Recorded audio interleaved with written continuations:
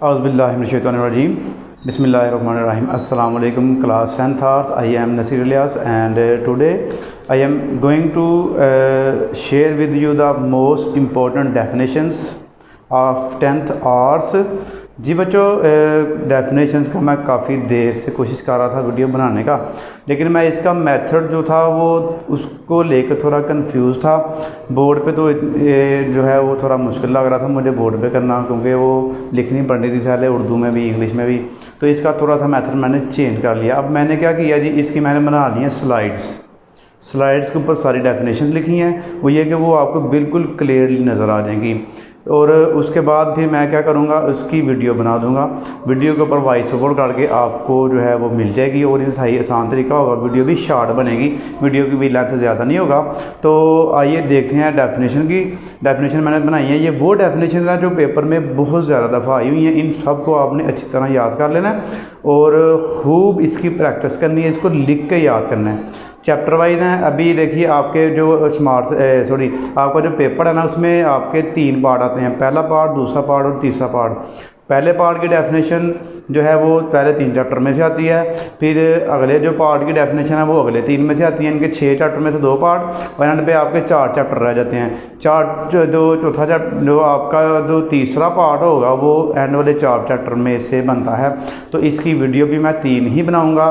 पहले पार्ट में जो डेफिनेशन आती हैं वो, दूसरे पार्ट में जो डेफिनेशन आती हैं वो, और तीसरे पार्ट में जो डेफिनेशन आती हैं वो। 3 वीडियो तो होंगी डेफिनेशन की, तीनों आपने देखनी है, इनको याद करना है और बिल्कुल नॉर्मल सी हैं, इतनी ज़्यादा नहीं है। मोस्ट इंपॉर्टेंट जो है बस वो ली गई है, बाकी मैंने सारी स्किप करवा दी हैं। तो ये कर लेंगे इंशाल्लाह। तो इसके साथ आपकी जो है पेपर में जो चॉइस आपकी बढ़ जाएगी। तो आइए देखते हैं जी डेफिनेशन जो मैंने आपके लिए रेडी की हैं, तो वो करते हैं। बिस्मिल्लाहिर्रहमानिर्रहीम। जी बच्चों अस्सलाम वालेकुम। जी बच्चों, ये हमारे पास जनरल मैथ की डेफिनेशंस हैं। इसका आपका जो है पहले 3 चैप्टर की डेफिनेशन होंगी और ये पेपर में जो है फर्स्ट पार्ट जो आता है ना, हिस्सा अव्वल, उसमें जो आएंगी वो ये आपकी डेफिनेशन होंगी।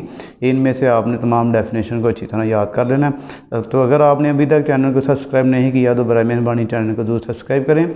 और मुझे आपने बताना कि ये जो मेथड मैंने चेंज किया है थोड़ा सा, तो क्या आपको ये बिल्कुल ठीक लगा है। उसके बाद देखिए पहली डेफिनेशन हमारे पास है, मकदार असम की तारीफ़ लिखिए।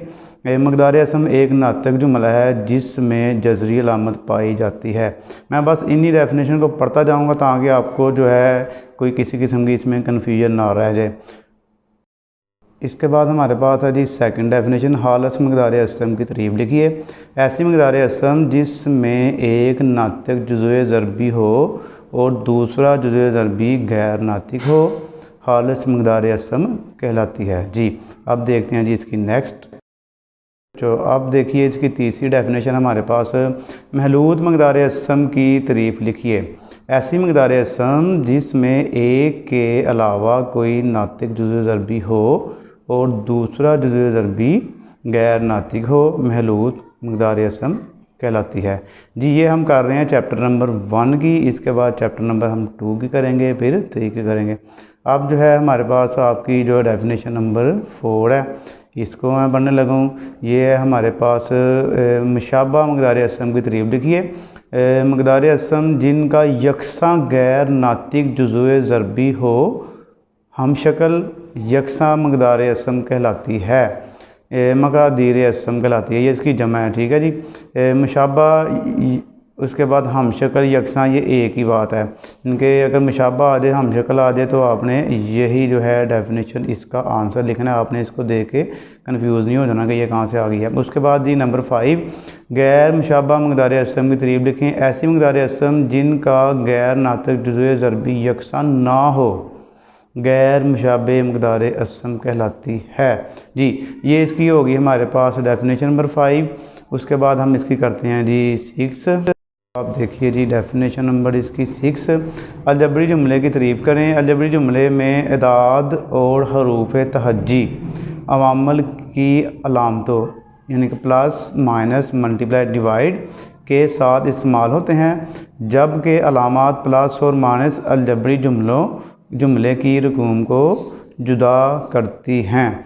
ये बड़ी अहम आपकी डेफिनेशन है, काफ़ी दफ़ा पेपर में आई हुई है, तो इसको भी आपने याद कर लेना है जी। उसके बाद 7 वाली, नातक जुमले कितनी तरह के होते हैं? नातक जुमले दो तरह के होते हैं जी।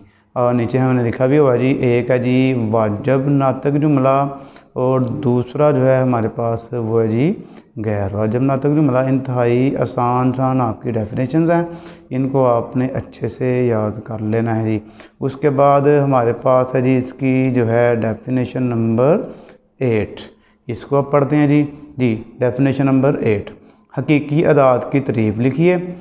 नातक और गैर नातिक अदाद के सेट का यूनियन हकीकी अदाद का सेट कहलाता है। अगर हम उसको इंग्लिश में पढ़ें तो रैशनल जो नंबर होता है ना, रियल नंबर होता है, वो रैशनल और इरेशनल।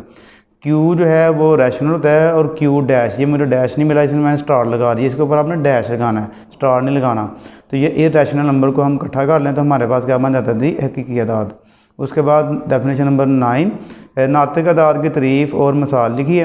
एक अदद जिसको P ओवर Q की शक्ल में बयान किया जा सके जबकि P Q सही अदाद हो और Q not equal to Q जो है ना बराबर ना हो 0 के, नातिक अदाद कहलाता है। मिसाल भी इसकी मैंने आपको नीचे दे दी हैं, -2/5, 3/4, 8/7 जी।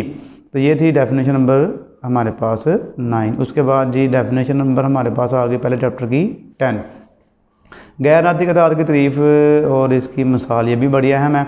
एक हकीकी अदद जो कि नातक अदद ना हो, सारा जो नातक नहीं है वो गैर नातिक होगा, गैर नातिक कहलाता है। इसकी मिसालें मैंने बुक से ली हैं क्योंकि स्क्वायर रूट मेरे लिए लगाना मुश्किल हो रहा था, तो इसको मैंने वहाँ से ही पिक लेके तो आपको इधर सेट कर दिया। मिसाल के तौर पर 2 का जज़र है, 3 का जज़र है, 5 का जज़र है और 7 का जज़र है। इसके साथ हमारे पास जो है 1 की 10 ही हैं, ये पूरी होगी। अब चैप्टर नंबर 2 की करते हैं जी। चैप्टर नंबर 2 की हमारे पास पहली डेफिनेशन है, यक दर्जी किसी रकमी की तारीफ़ लिखिए। इन तीनों में से एक ज़रूर आती है आपको। ऐसी किसी रकमी जिसका दर्जा 1 हो यक दर्जी किसी रकमी कहलाती है। लो जी, ये पहली डेफिनेशन आपकी होगी कंप्लीट। हमारे पास है इसकी सेकंड डेफिनेशन, 2 दर्जी किसी रकमी की तारीफ़ लिखिए। ऐसी किसी रकमी जिसका दर्जा 2 हो, 2 दर्जे किसी रकम कहलाती है। इनके पहले आपने 1 वाली पढ़ी है, अब आपकी 2 वाली हो गया, तो 1 की जब क्या आ गया अब 2 आ गया। तो इसकी तीसरी भी बिल्कुल ऐसे ही है। हमारे पास आ गया सह दर्जी किसी रकमी की तारीफ़ लिखिए। ऐसी किसी रकमी जिसका दर्जा 3 हो सह दर्जी किसी रकमी कहलाती है। लो जी, तीसरी डेफिनेशन भी इसकी हमारे पास देखें, पहली तीनों जो है वो बिल्कुल सेम टू सेम ही हैं। एक पहले में 1 लगा देना, दूसरे में 2 लगा देना और तीसरे में आपने 3 लगा देना जी। तो हमारे पास ये पहली 3 डेफिनेशन बिल्कुल आसान सी हैं। अब हम करने जा रहे हैं इसकी जी चौथी डेफिनेशन, है भी बड़ी अहम है, बहुत दफ़ा आई हुई है। मसला बाकी की तारीफ़ लिखिए। मसला बाकी की 2 डेफिनेशन है, एक ऊपर है एक नीचे है, दोनों में से जो आपका दिल करता है आपने कर लेनी है। अगर किसी रकमी Px को x - a पर स्कीम करने से r बाकी रह जाए तो P = r, ये हो गई। उसके बाद अगर किसी रकमी Px का दर्जा n हो, इसको आपने पढ़ लेना, अच्छी तरह याद कर लेना, ठीक है जी। चैप्टर जो इसकी डेफिनेशन 4 है, ये सारी आपने बिल्कुल ऐसे ही इसको रट्टा ही मार लें बेशक। तो उसके बाद नंबर 5, मसला तज़यीक़ की तारीफ़ लिखिए। अगर किसी रकमी Px के लिए P बराबर 0 हो तो x - a Px का जुज़्व ज़रबी कहलाता है जी। ये इसकी हमारे पास आखिरी डेफिनेशन थी। सेकंड चैप्टर में सिर्फ हमारे पास 5 ही डेफिनेशन हैं और बड़ी अहम डेफिनेशन है, इसको आपने याद करना है और लिखना है। इसके बाद चैप्टर नंबर हमारे पास शुरू हो रहा है इसका 3, उसकी भी 4-5 डेफिनेशन है जी। तीसरे की हमारे पास पहली डेफिनेशन है आदाज़म। आदाज़म की तारीफ़ करें, 2 या 2 से ज़्यादा जबरी जुमलों का आदाज़म ज़्यादा से ज़्यादा दर्जा का जुमला होता है जो इन तमाम जुमलों को तकसीम करता है। चैप्टर नंबर जो 3 है, इसकी 2 डेफिनेशन बड़ी अहम है, एक आदाज़म की, एक ज़ो दाखिल की। दोनों में से एक आपसे हर साल ज़रूर पूछ लेता है, तो इसको आपने याद करके लिखना है। उसके बाद जी दूसरी डेफिनेशन हमारे पास अब आ रही है जी, ज़ो अज़ाफ़कल की तारीफ़ करें। 2 या 2 अलजबरी जुमलों का ज़ो अज़ाफ़कल कम से कम दर्जा का जुमला होता है जो इन तमाम जुमलों से बग़ैर बाकी बचा के पूरा तकसीम होता है। तो जी ये दूसरी बड़ी अहम इसकी डेफिनेशन है हमारे पास जो ज़ाफ़कल की। दोनों में से मैं आपको कह रहा हूँ, पहली और दूसरी में से एक वो आपसे ज़रूर पूछता है। इनको आपने बिल्कुल अच्छी तरह याद कर लेना है, रट्टा ही एक साथ का मार लेना है। उसके बाद तीसरी डेफिनेशन हमारे पास आ गई, आद-ए-आज़म मालूम करने के तरीक़ों के नाम लिखिए। आद-ए-आज़म मालूम करने के दो तरीक़े हैं, दोनों आपके सामने हैं। एक बज़रिया तस्दीक करके हम आद-ए-आज़म मालूम कर सकते हैं, और दूसरा हम इसको तकसीम के अमल से, यानी कि इसकी लॉन्ग डिवीज़न होती है, डिवीज़न की मदद से भी हम आद-ए-आज़म मालूम कर सकते हैं। अगर वो आपको ज़ो ज़ाफ़कल के तरीके भी पूछे तो उसके भी दो ही हैं, यही उसका भी आंसर होगा, तो वो भी आपका यानी कि हो गया।